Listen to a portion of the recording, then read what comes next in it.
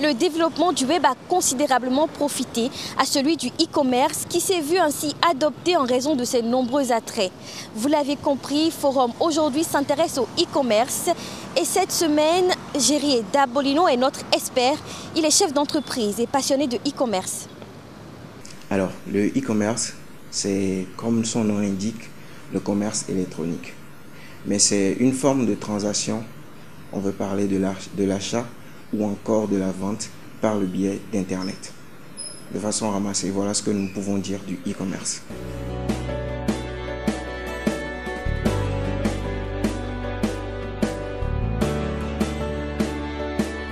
On parle de e-commerce quand on parle d'Internet.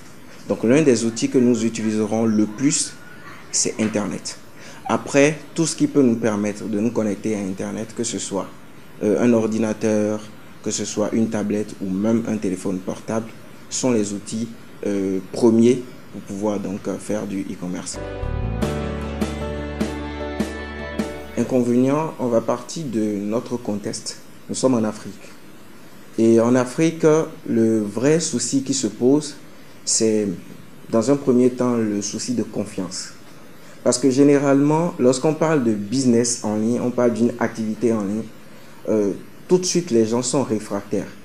Parce qu'ils se disent qu'ils n'ont pas une maîtrise totale de là où leur argent ira. Et ça, c'est un véritable frein.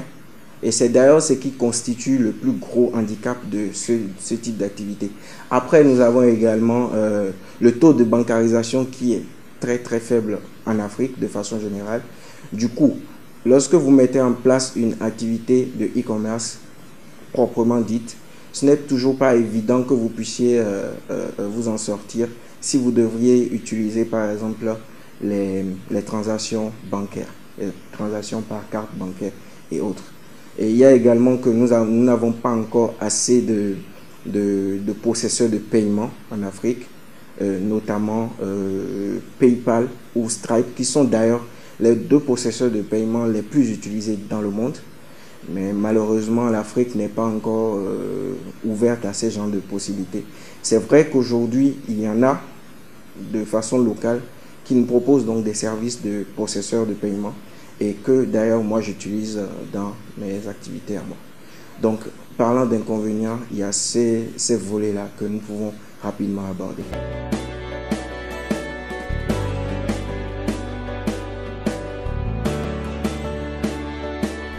Alors, comme avantage, il y en a beaucoup.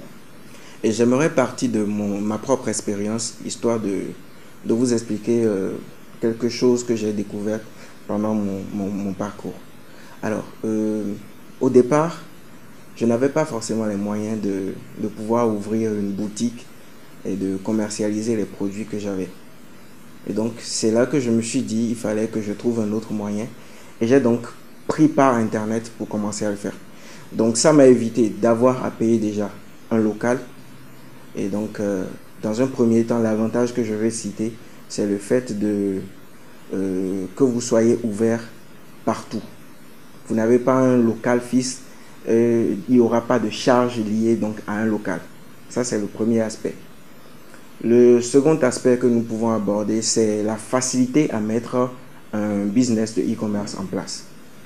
Que vous vouliez avoir un site e-commerce ou que vous soyez sur les plateformes de e-commerce, que ce soit des marketplaces, à l'exemple de Amazon, qui est d'ailleurs une référence dans le domaine, ou encore de Alibaba, en réalité, vous n'avez pas forcément beaucoup d'efforts à fournir. Parce que tout ça vous est déjà disponible et il suffira seulement de le vouloir, vous allez pouvoir mettre en place. L'autre avantage est que vous êtes ouvert 24/24. Ce qui ne pourra pas être le cas lorsque vous avez une entreprise physique. Lorsque vous avez un local, ce n'est pas évident que vous soyez permanemment ouvert.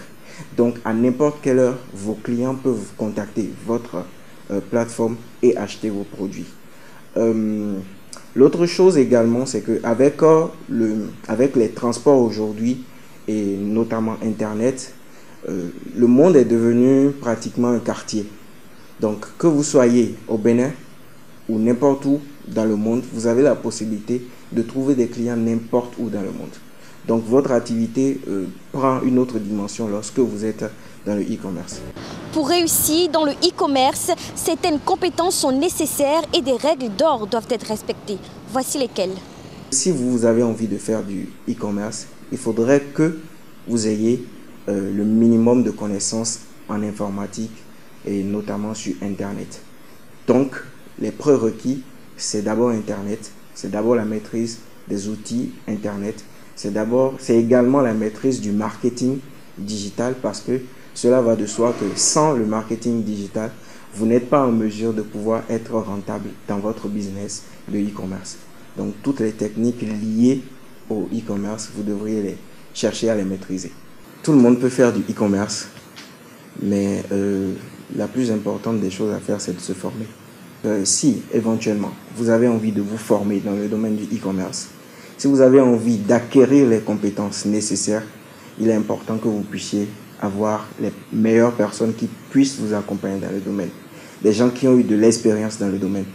Et si vous êtes intéressé, vous pouvez toujours me contacter. Je suis disponible sur ma page Facebook qui est Gérier Da Bolino. Et vous allez pouvoir entrer en contact. Nous allons pouvoir échanger et vous amener à une autre dimension dans votre business. Le marché du e-commerce est en plein développement. Le défi est de se démarquer et d'attirer toujours un nombre croissant de clients. Ce que je peux vous dire, c'est qu'il est important de se former. Lorsque vous voulez embrasser une activité, il est très important que vous sachiez comment ça fonctionne et que vous puissiez vous rapprocher des personnes qui peuvent vous aider à aller de l'avant dans le dit domaine. Donc, je vous souhaite bon entrain et plein succès à vous si éventuellement vous avez envie de vous lancer dans le e-commerce.